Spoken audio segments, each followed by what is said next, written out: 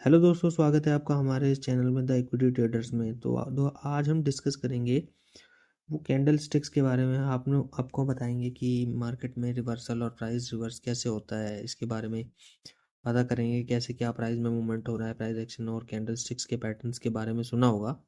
इसके बारे में आज हम थोड़ा डिस्कस करेंगे, कैसे कौन सा पैटर्न कब बनता है और का उसका क्या मतलब होता है, इसकी साइकोलॉजी क्या होती है, इसके बायर्स और सेलर्स के बीच में क्या हो रहा होता है, ये इस चीज़ के बारे में डिस्कस करेंगे। तो चलिए चलते हैं अपनी पीपीटी के ऊपर।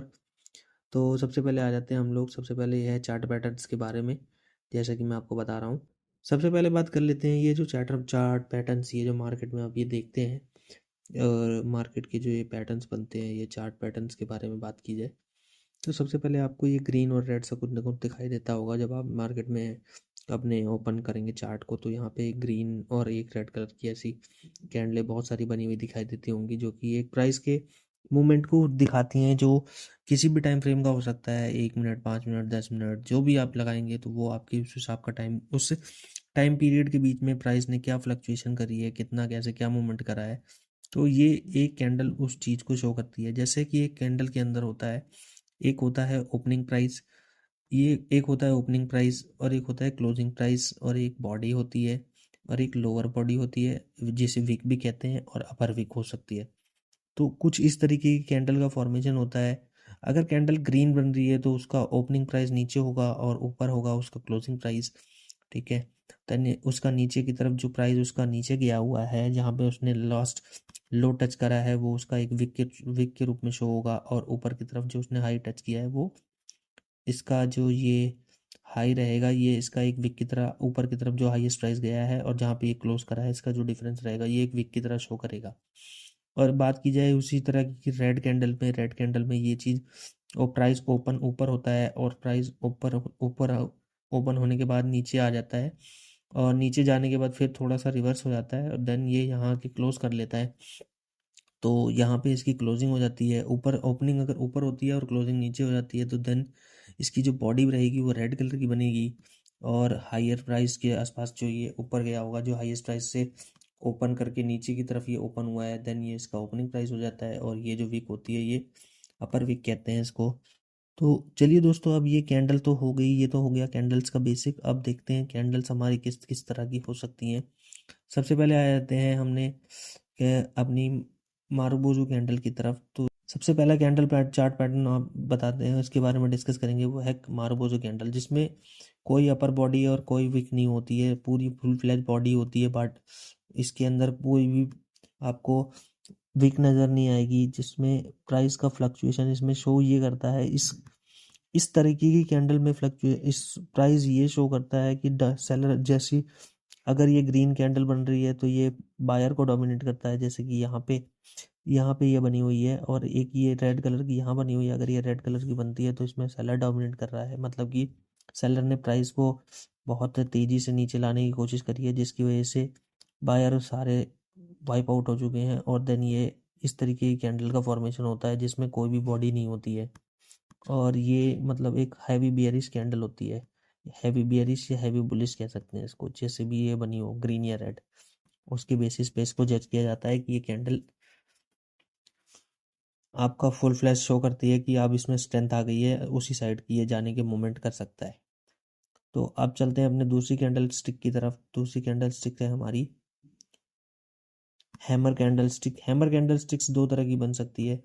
एक होता है रेड कैंडल, डाउन ट्रेंड में एक हैमर बन जाए, देन ये यहाँ से रिवर्सल का साइन शो करता है, जैसे कि यहाँ पे ये कैंडल एक प्राइस नीचे तो गया बट ऊपर की तरफ आके क्लोज कर कर गया, और एक ये यहाँ पर इसने एक हैमर टाइप का फॉर्मेशन कर दिया, और यहीं से प्राइस देख सकते हैं आप, यहाँ से अप ट्रेंड की तरफ चला गया। प्राइस का मूवमेंट इसलिए ऐसा होता है क्योंकि यहाँ पे जो सेलर्स होते हैं वो एग्जॉस्ट हो चुके होते हैं, और बायर यहाँ पे आके अपना प्राइस उनको पसंद आता है या उनको बेस्ट प्राइस लगता है, तो देन यहाँ से वो अपना बाइंग इनिशिएट करते हैं, जिसकी वजह से सेलर का प्रेशर खत्म हो जाता है, और देन ये एक विक शो करता है, बहुत बड़ी सी विक फॉर्म हो जाती है, और उसके ऊपर ये प्राइस मूवमेंट करना शुरू कर देता है, और यहाँ से ये सेलर बायर डोमिनेट करते चले जाते हैं, और बायर इसको ऊपर ले जाते हैं।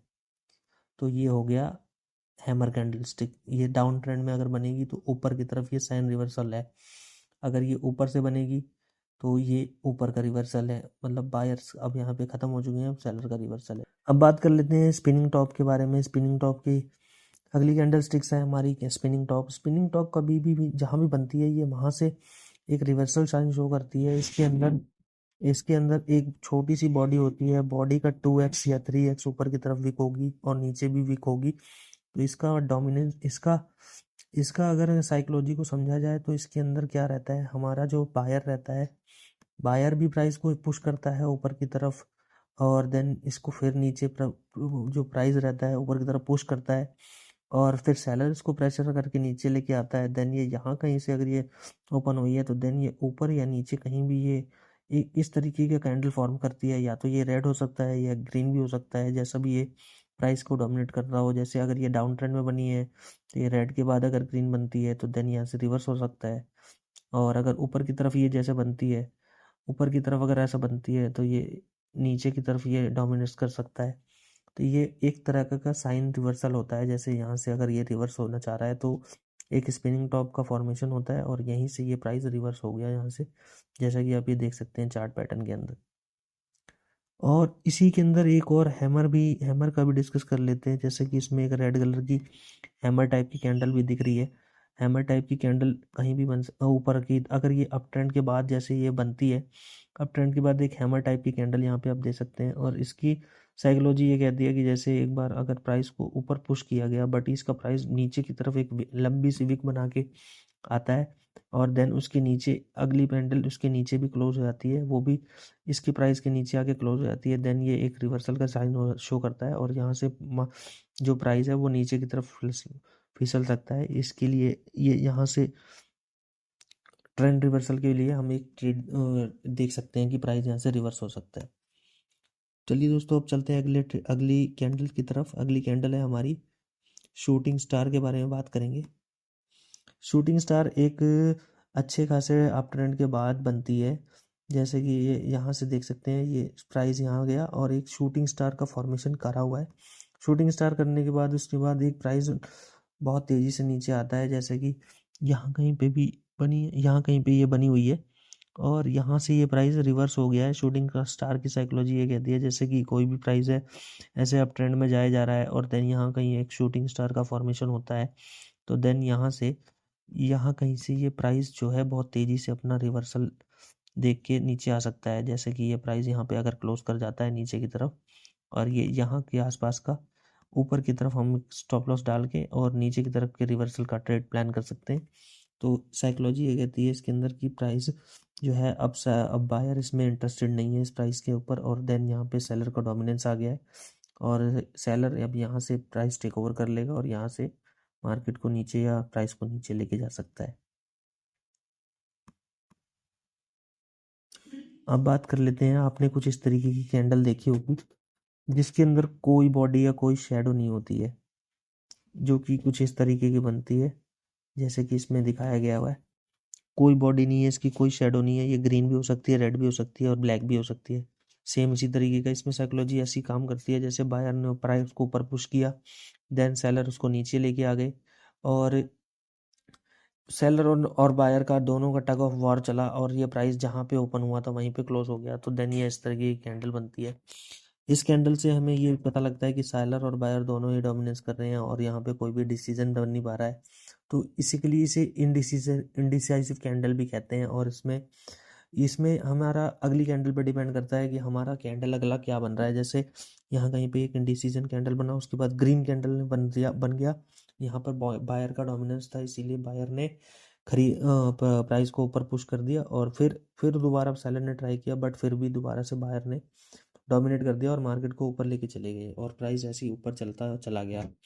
तो इस तरीके की कैंडल स्टिक्स होती हैं जिससे हम अपने प्राइस को समझने की कोशिश कर सकते हैं कि हमारा प्राइस रिवर्स होने वाला है या क्या करने वाला है। तो उम्मीद करता हूँ आपको ये पसंद आई होगी हमारी छोटी सी वीडियो कैंडल स्टिक्स के बारे में। Single candle chart stick pattern थे, ये चार्ट पैटर्न्स थे, इसके बारे में हम बात करेंगे अगली वीडियो में। अगर आपको वीडियो पसंद आती है तो वीडियो को लाइक शेयर और सब्सक्राइब जरूर करें। अगली वीडियो में बात करेंगे जैसे 2 और 3 पैटर्न मिलके कैंडल स्टिक्स मिल के जो पैटर्न्स बनाती है उनके बारे में बात करेंगे। वीडियो अगर आपको पसंद आई हो तो लाइक और शेयर सब्सक्राइब जरूर करें वीडियो को। Thank you.